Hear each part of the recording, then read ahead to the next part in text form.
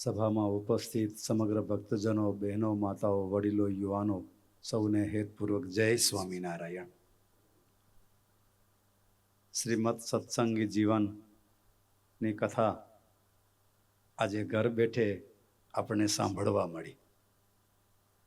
કથામાં એક એક શ્લોક છે ને બહુ રહસ્યવાળા છે. અને પૂજ્ય સૌનક સ્વામીએ આ ઝુંબેશ ઉપાડી છે ને એમાં અમે તો એવું માનીએ છીએ કે એમને લાભ બહુ મોટો છે. એમને શું લાભ છે એ તમને કહું. શ્રીમદ સત્સંગી જીવનના અધ્યાયમાં જેટલા શ્લોકો છે ને એ શ્લોકોનું રહસ્ય આવી રીતના ચિંતન કરતા કરતા એમને હસ્તામલ થઈ જશે. બરાબર. અને આપણને એનો લાભ મળી જાય છે. આજની કથા કેટલી અદ્ભુત છે. જીવનમાં તકલીફ સાક્ષાત ધર્મદેવ હોય ને તો એમને પણ આવે. આપણે તો સામાન્ય માણસો છીએ એટલે આપણે તકલીફ આવે. અને પૂજ્ય વક્તાશ્રીએ ખાસ ટકોર કરી જીવનમાં તકલીફ આવે ને ત્યાં 3 લક્ષ્ય રાખજો. એક આપણા મા બાપ વડીલ, એક આપણા કોઈ પવિત્ર સંત હોય ને, અને ત્રીજા આપણને જે સંતોએ ભગવાન આપ્યા છે ને આ 3 પાસે જજો.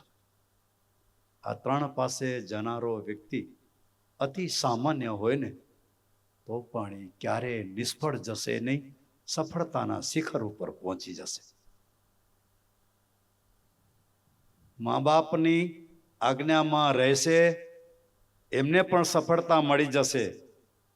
સદગુરુની અનુવૃત્તિમાં રહી અને આવેલી કઠણાઈને દૂર કરવા પ્રયત્ન કરશે ને તો એ સફળતાના પગથિયા સર કરી જશે.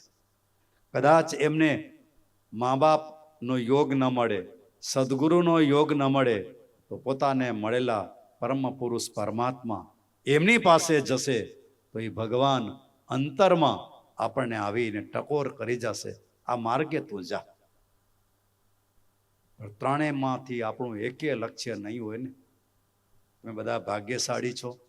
મા બાપની અનુવૃત્તિમાં રહી અને આજ દિવસ સુધી સત્સંગ કરો છો. આવી પવિત્ર કથા ગંગામાં તમે બધાએ સ્નાન કરો છો. વ્યવહારમાં પરિવારમાં નાની મોટી કઠણાઈ આવે ને ત્યારે જેણે જેણે આ 3 લક્ષ્યો રાખ્યા છે એમને ઘણી બધી તકલીફો દૂર થઈ ગઈ છે. આપણા મંડળમાં સદગુરુ સનાતનદાસ સ્વામી આજે મોજૂદ છે. આજે 103 વર્ષ થવા જાય છે. આવા સંતો જ્યારે કોઈક વૃદ્ધ બાપા હોય ને અને દીકરા એમને છોડી દે ત્યારે કોની પાસે જાય ખબર છે? આવા સંતો પાસે જાય. સ્વામી શું કરું, મારા દીકરાના ઘરવાળાનું માની અને મને રોટલાએ દેતા નથી. સ્વામી ડોસી ઘડી નથી હગતી, શું કરું? અને એમાં વળી કદાચ એમના ઘરવાળા ભગવાનના ધામમાં હાલ્યા જાય પછી એકલા થઈ રહે અને ત્યારે પણ એ દીકરાના ઘરવાળા આવું કહી દે ત્યારે એ બાપાને કેવું થાય? ન થાય? અને ત્યારે બાપા કોની પાસે જાય? ભગવાનના ભગત હોય ને એટલે એ સાધુ પાસે જાય. સાધુ પાસે જાય. કારણ કે દીકરાથી નિરાશ થયા છે, દીકરાના ઘરવાળાથી નિરાશ થયા છે. નિરાશ નથી થયા પણ એમને તગેડ્યા છે. હવે ક્યાં જાય? અને ત્યારે પણ આવા સાધુના વચનમાં વિશ્વાસ જેને જેને રાખ્યો છે ને એમને આ લોકમાં સુખ મળ્યું ગયો.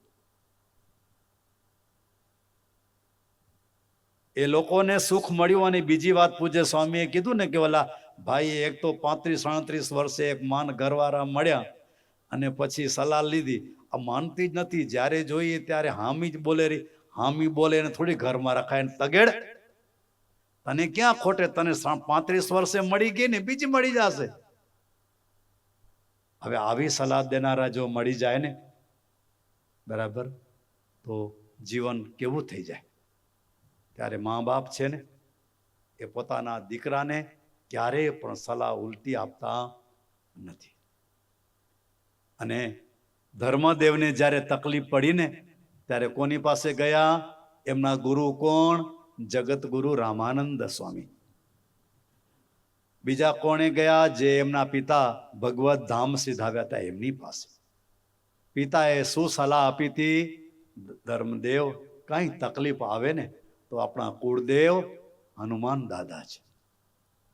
ભક્તજનો, પૂજ્ય સ્વામીએ અમને તો એમ લાગે કે માત્ર હનુમાનજીની કથા કહે ને.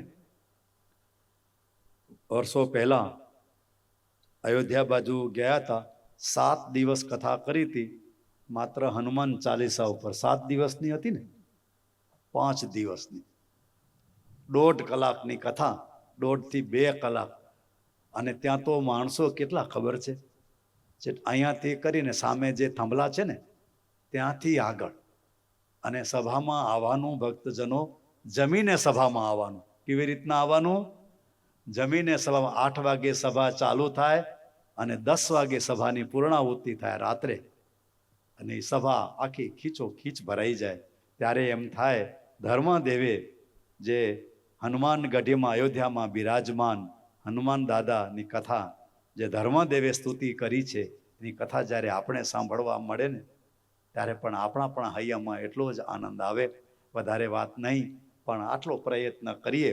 મને મારા મા બાપ, મને મારા પવિત્ર સદગુરુ સંત અને મારા ભગવાન, આ 3થી ક્યારેય પણ અળગા થઈ અને સલાહ, સૂચન, માર્ગદર્શન લેવા જાવું નથી. અને જે જાય છે ને એ દુઃખી થયા છે. અને જ્યાં 3ને શરણે ગયા છે ને એ સફળતાના શિખરે પહોંચ્યા છે. એટલું જ નહીં, દેહને અંતે પણ ભગવાનનો, સદગુરુનો સાક્ષાત્કાર થયો છે. આપણે પણ એવો જ પ્રયત્ન કરીએ કે સંતોના, ભગવાનના શરણમાં રહી આપણે આપણા જીવનને ધન્ય બનાવીએ. આજના દિવસે આપ સૌને હેતપૂર્વક અમારા જય સ્વામિનારાયણ.